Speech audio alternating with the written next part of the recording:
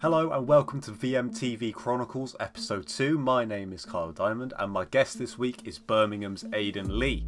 We talked about everything from when he was eliminated from the Cage Warriors tournament in 2018 to then signing for Bellator and making his debut in Birmingham against Saul Rogers. He is currently on a 2-fight win streak and I've got a feeling that his next fight is going to be a big one that you aren't going to miss. Make sure to hit subscribe and without further ado, Bellator's Aiden Lee. Okay, so the last few years of your career have been crazy to me watching it as a fan. I want to go back to 2018 and the Cage Warriors tournament. How did you? Was that a really exciting time for you to get involved in that tournament?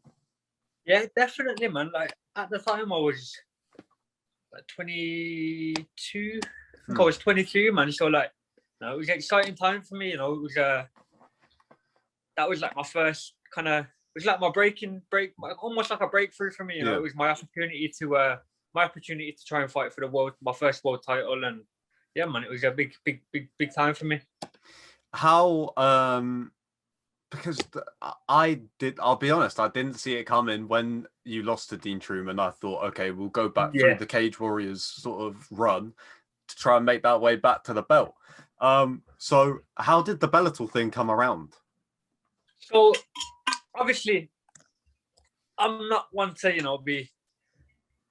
The past is the past, and I learned from my lessons, learned my lessons from my fights and stuff. But obviously, the loss to Truman was a bit controversial, So I still, even though I had that loss, I still had a lot of good offers come from that loss, and obviously Bellator offered me a contract. And to be honest, at first I declined. I declined Bellator when they first offered me the contract. They offered me after the Truman fight. I spoke to Cage Warriors, and then we kind of worked something out. And I declined the first contract, but then there was some negotiating back and forth. And to be honest, like they offered me the Saul Rogers fight, and it excited me, man. It excited me, that would have been at the time. It was like when I heard the name, I was like, "Yo, biggest name of I'm going to have fought so far." So for me, it was that's why I fight. I want to fight the best guys I can and progress, and it was a progression. So I took the fight, and yeah, man, never looked back really. Did you expect anything to come from that loss to Dean Truman? Because like you said, you went straight back into talking with Cage Warriors and stuff. Did you kind of expect to just go back through? For me, obviously, I just had the usual, like, when someone fights for the Cage Warriors bout, it's usually, you're probably gonna, when you win the bout, you're gonna defend it, and you're probably gonna go to the UFC. So at the time, I had my eyes just set on, that's what's gonna happen. I'm gonna have this fight, have my next fight. But you should never look too far ahead. Always just focus on the next fight ahead, man. And yeah, man, I had no idea where I'd be at this point. Did you I can't imagine going from that moment where you're thinking, okay, I'm gonna have to rebuild, and then getting offered a fight with Saul Rogers straight away off the bat. To be honest, though, it was good, man. Like I said, I declined it at first, and when I lost the fight, it was controversial. And at first, I was looking at I was gonna fight for the belt, pretty much straight away. So I was still in a good position on Cage Warriors. I didn't, it's not like I thought, I'm going to have to start from the bottom and work my way all the way back up. But yeah, man, it was more a matter of, it's a big progression, and it's also, this is our job, this is a full-time job. So you have to look at, financial side of things, and it just made sense for me at the time, man. Definitely. When 22 years old, got the Bellator contract, it was like, it's a big opportunity, fight Saul Rogers in my hometown, so I took it, man. After that debut against Saul, was there a part of you that thought maybe this fight has come too soon, or were you just like ready? Were you already like chomping at the bit to get those big names? After the fight or before the fight? After the fight. After the fight. Nah, man. I don't think it was too soon. I think it was just it was another learning experience for me, man. Like obviously it's shit. No one wants to lose, and I lost the fight. He won on points. I was out striking him, but he was getting the takedown. He was scoring points, winning rounds. So I learned from that, man. I learned a lot, and I think what I learned from that fight, I took into my last two performances as well. And like even though they're all different fighters, they're all similar matchups.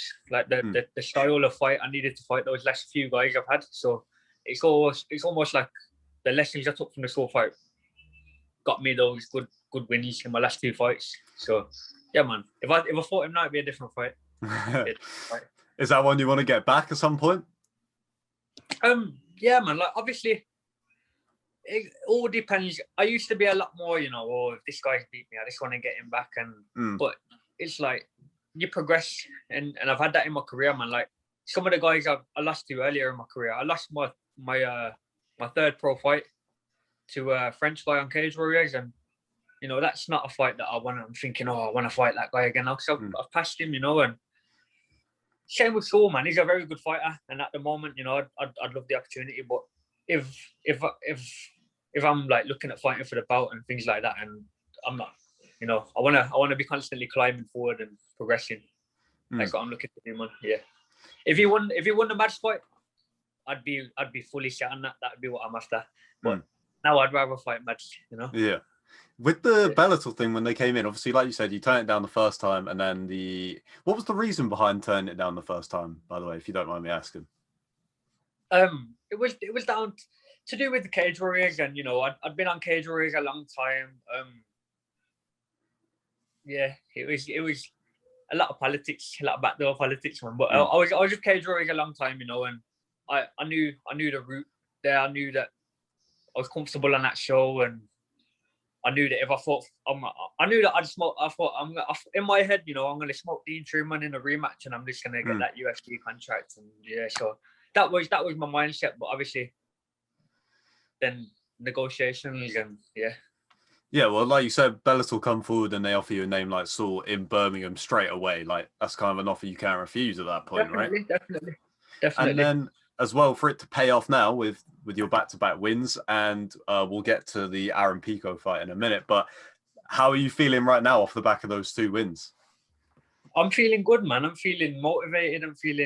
I was always motivated, but I'm just feeling good, man. I'm progressing, and yeah, man. I've learned a lot of lessons in this game, and I'm experienced. I've had 13 fights, a lot of fights at my age. I'm big shows, I've fought international. I'm gaining good experience with Bellator, and I feel like I'm getting the right progression. He's at the right point in my career, and yeah, man. Also, like I say, with them making you like such a good offer, I mean, to be having 4 Bellator fights, assuming that I don't know what the situation is with the Pico fight. Is that being rescheduled? Is that still going ahead? So I can't really say much about. All I can say is I'm fighting soon, and I'm fighting in the States. Right. Yeah, man. I can't really say too much about. Yeah, that's fair enough. Yeah. But there'll be a fight announced soon, man, and yeah, man. It's against the big prospect. Even my point was going to be, even whether it's Pico or whether it's not, to have names like Saul Rogers and Aaron Pico attached to you within your first 4 fights in Bellator, like surely to you that proves that it was the right decision, because they've held up their end of the bargain. Of it wasn't just a one and done thing. Definitely. I knew that from the start. If I won the Saul fight, I would have been in the Grand Prix, and that was also that was part of the negotiations between us. So it was, I knew I was being signed. Oh, sorry, mate. No worries. You got me back. Yeah. Yeah. I knew it wasn't a one fight thing. It was a big matchup, and yeah, man. I'm looking forward to carrying on with Bellator, man, and getting that belt. Yeah.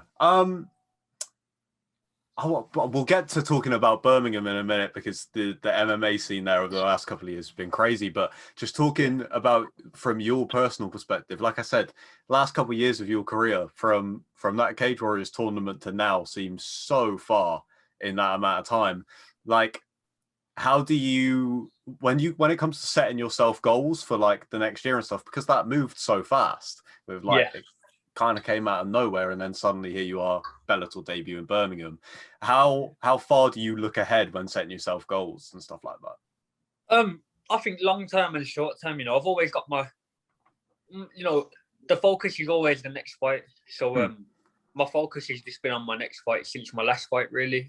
But I have my long-term goals, and long-term don't mean like 5 years down the line. Like I know where I want to be in a year's time. Yeah. Yeah. I say it like on Instagram and that and whatever, but like I mean it, man. I feel like I'll be fighting for the Bellator bout in the next 2 years, 100%. We talk about moving fast. Like I said, already mentioned it. The Birmingham MMA scene, like you have like a real stable of fighters now. Whereas for a while it was like, yeah, you've got this guy, but now you've got guys that are competing at like every level across loads of promotions. How's that been for you? Because you kind of came into it at the perfect time. Like you came in as the real surge was happening, so you've been a part of that. Yeah, man, it's been good to be a part of it, man. Like it's we've really felt it in the gym, you know. Like yeah, we've all been training together a long time anyway, and I think that all it was before is people were at different gyms, and the only difference now is everyone's training together. So we've got all these high level guys in one place, you know, getting sessions together. You can't really beat it, you know. It's if you're around people that want to be great, then you're gonna be great. You know, you have to be around like-minded individuals, and I feel like that's what we've got at Renegade. You know, we've got lots of focused people who just want to be the best they can be, man. They all want to be world champions, and yeah, so smash people. I understand that, like, just from seeing like clips of you guys, that there's such a good team atmosphere, but is there a slight competitive side to it as well, or like not in a spiteful way, but in a way where you can look at someone who you see every week in the gym and how they're progressing, and you know, it's kind of like that person makes everyone else elevate their own game.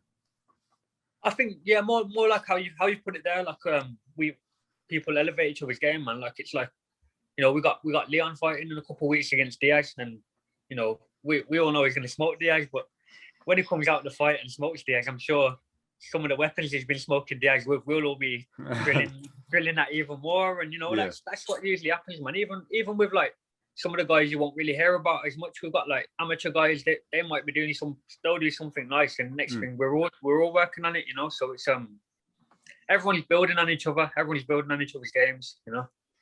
Wicked, man. That's all the questions I have, man. So thank you for your time, and Wicked, bro. I hope that next fight gets announced soon, because I think it'd be a good one. Yeah, man. Well, when that's announced, man, we can have if you want to have another chat, and we can talk more about that if you want. Obviously, I can't really say much about it at the moment, but yeah, man.